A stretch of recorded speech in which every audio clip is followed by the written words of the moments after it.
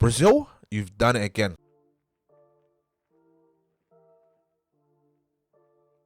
Hello everyone and welcome to Inthearmchair. Today we're going to be going to the filmmaking world of Brazil. One of my favorite movies ever is City of God, and this gave me similar emotions to that. I'm talking about the Netflix film Seven Prisoners, which was fantastically directed by Alexandre Morato. It stars Christian Malheiros as Mateus. Sorry if I've got the pronunciation wrong. I'm trying. And Rodrigo Santoro as Luca, who you may or may not remember because he looks nothing like this, as the Persian king from 300. I must admit, I didn't even recognize him until I started doing research after the movie. The film is about a young boy who leaves the countryside and his family to pursue work in the city, but it's not all it's made out to be, and is actually fallen victim to a form of human trafficking. This film was fantastic in every sense of the word. The opening scene sets the foundation perfectly. We meet Mateus, who's an 18-year-old kid. He's getting ready to travel into the city. His mum gives him a t-shirt and he says, "That's a month's worth of groceries." That really hit hard. It put things into perspective right away and made me feel grateful for my life and to stop complaining, because you see how the other side is living. They sit down to eat a meal.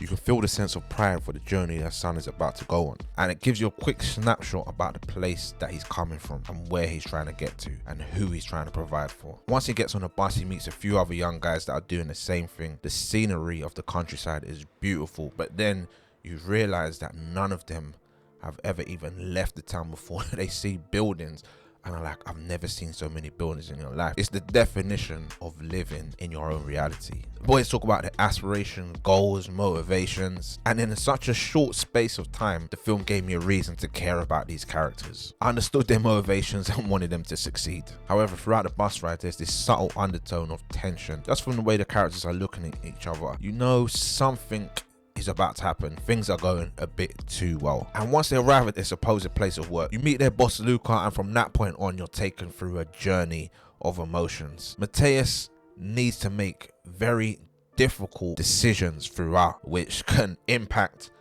not only himself, his family, his friends. It's a very complex movie that had me thinking a lot about what would I do in this situation. Is this right? Is this wrong? How do we stop this? And shows you just how the human mind works.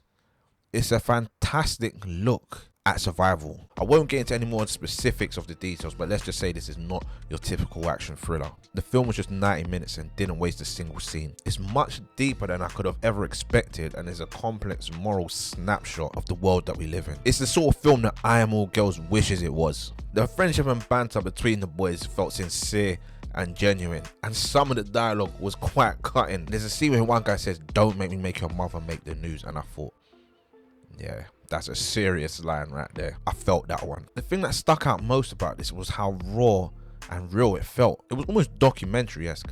Not in the way it was shot, but it was like exploring about this microcosm of society that no one talks about. And I think the saddest part of all is me questioning, will this ever stop? At no point did this ever feel even slightly remotely Hollywood. They probably would have just turned this into a standard action thriller about him trying to escape, and that's what I respected most. You could tell the filmmaker has a passion for this subject and wanted to bring a light to it. The lead character Mateus gave a poignant, convincing, excellent performance in what is only his third movie. I'll definitely be going out to check some of his previous work. And his co-star Rodrigo, who plays Luca, gave a brilliant performance also. Very well balanced. He had me questioning some of my own morals. There was an element of humanity there.